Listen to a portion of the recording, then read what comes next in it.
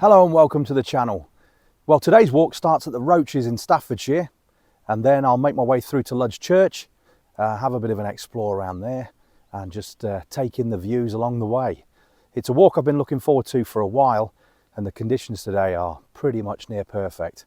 There's so much to see and do around this area of the Peak District. Of course, you've got the Roaches, Lud Church, you've got the Dragon's Back, and not too far away you've got Thor's Cave also, which is well worth a look near Wetton. Okay, well, let's get this trail started.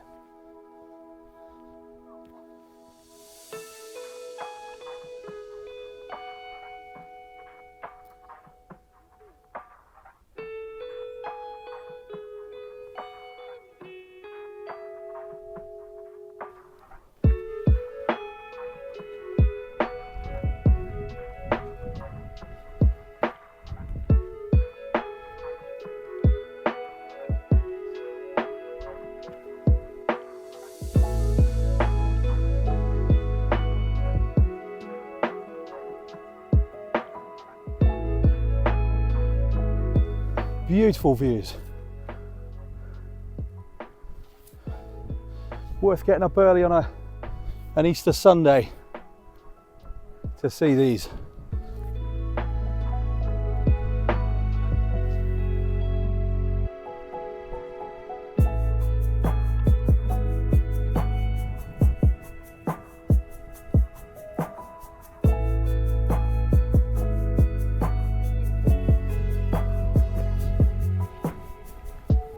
What a beautiful part of the Peak District this is.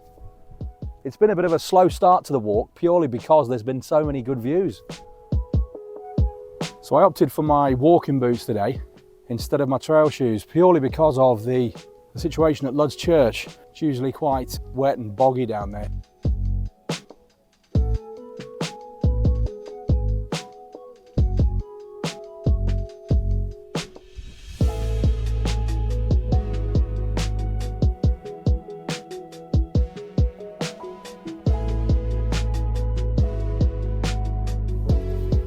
So this is Doxey Pool, and the legend of Doxey Pool is that there is a Grindylow by the name of Jenny Greenteeth who lives here, and she accidentally drowned here by walking into it in the fog. And the legend says that she tries to drag people into the depths of the pool. So I'm pretty pleased that I'm here during the daytime, because I really don't fancy a Grindylow dragging me into the depths of the pool. They're quite popular in British folklore, Grindylows. They're in a lot of stories such as Harry Potter and the fantasy genre. It's actually all fenced off to protect the area because the banks were becoming quite eroded with people and pets and animals that were going into the pool. It's quite recent actually, the fence. I'm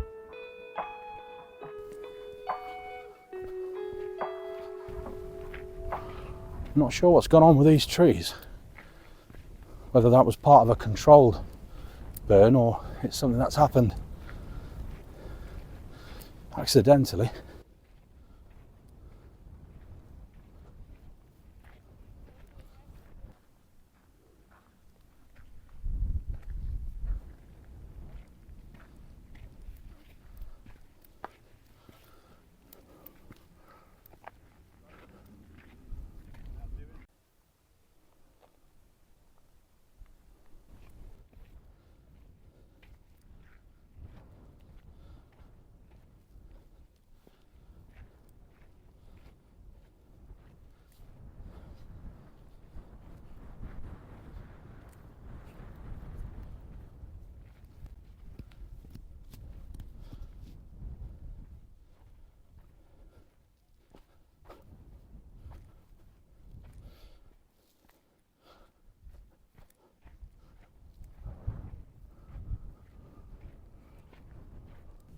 So what facts can I tell you about the Roaches? Well, recently it was home to a family of peregrine falcons. Climbing had to be banned for a short while whilst they were nesting. And in the 1930s, a group of wallabies were released from a private collection. And apparently the group was still thriving in the early 2000s, but whether or not they're still here remains to be seen.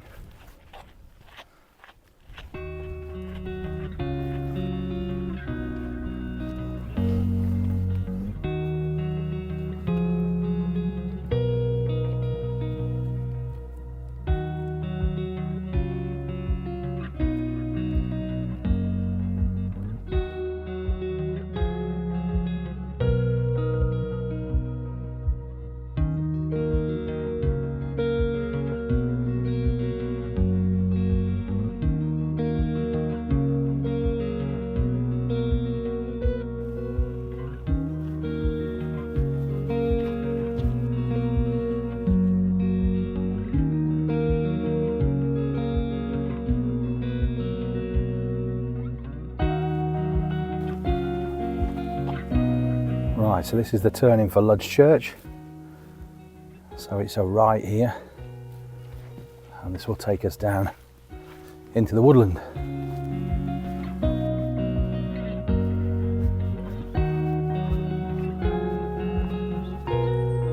It's always nice to get into a woodland. Doesn't matter how big it is. Always nice to get into some trees and hear that bird song.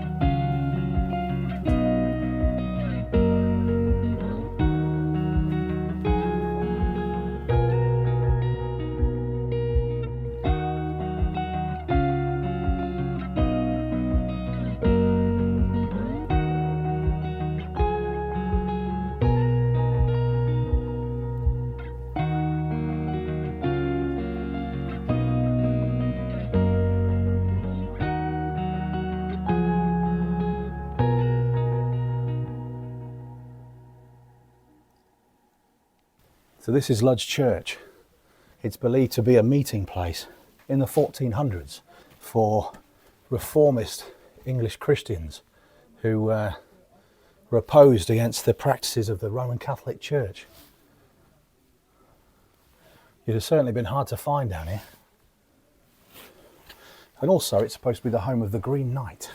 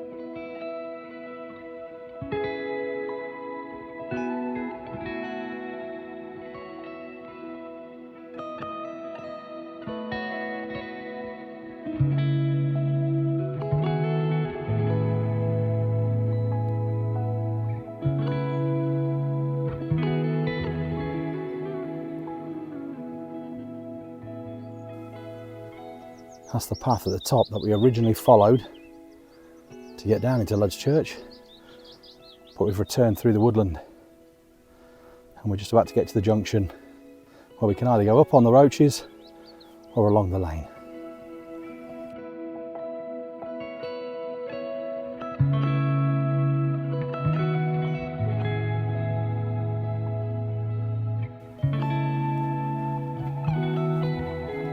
So we've just discovered this old abandoned farmhouse.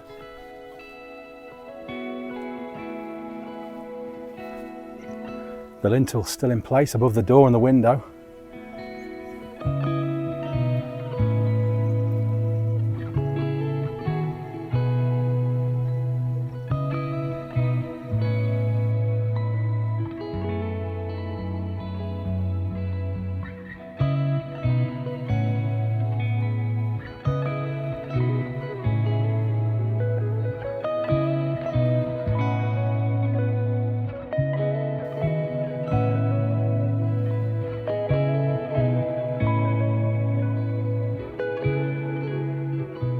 What did this house look like when it was brand new in 1882?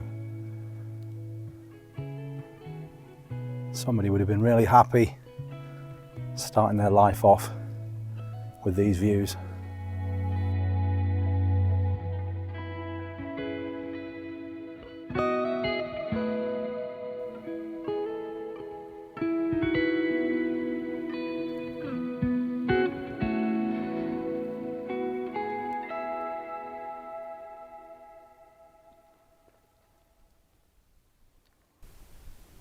Wonder what stories there are to tell, if only walls could talk.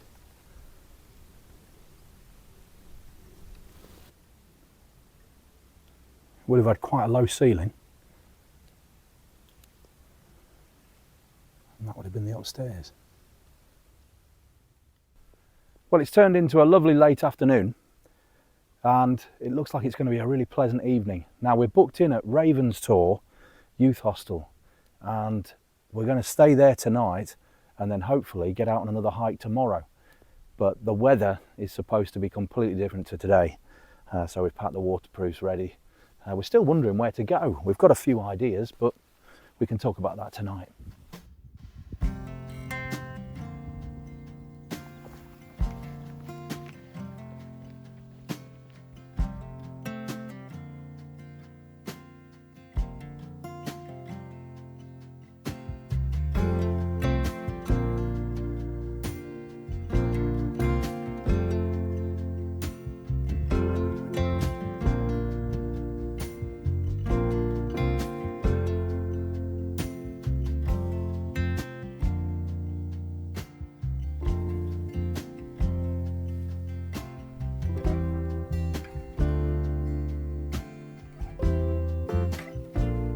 You know that scene in Top Gun where there was a MiG behind another MiG and then they split into two?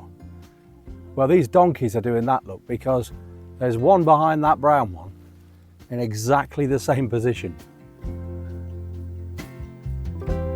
So I think the plan now is to go and get to the top of Hen Cloud and we'll have some lovely views to finish this walk. And then we'll make our way to Ravenstor.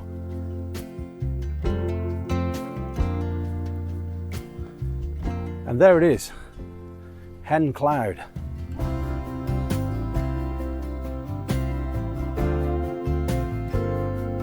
Right, so we've just been back to the car. We've had a drink and something to eat.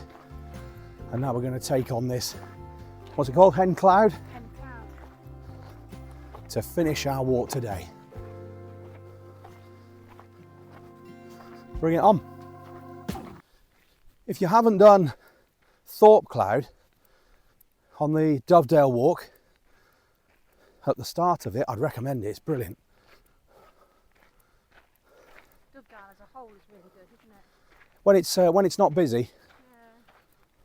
Yeah. Dovedale through to Milldale, really lovely. If you catch Dovedale on a busy day, then yeah, it's the experience is going to be a little bit different to you know what it could be. This morning we went that way, but we're going to go through this gate and up here.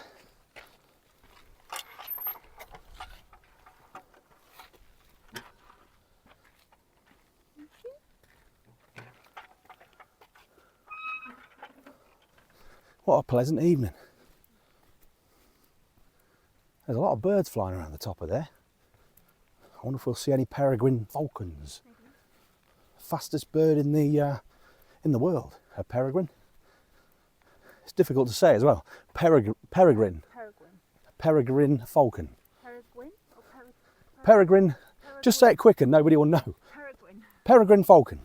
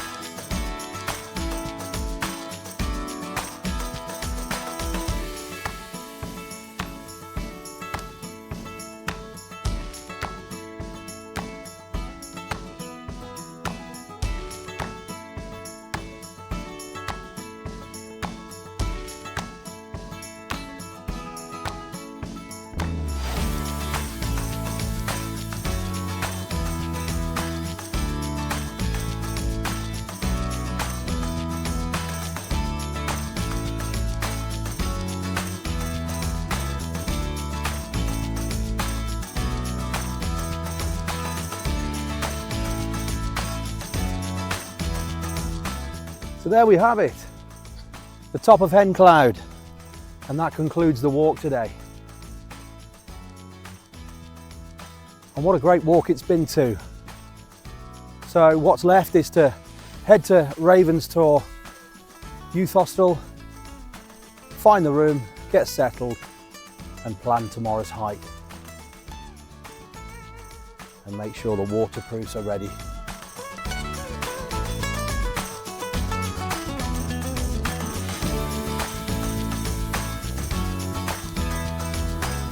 We really appreciate you coming along and we hope you join us on the next one, which will be tomorrow for us. I'm not quite sure what it's going to be yet, but hopefully it'll be a good one. Right, off we go.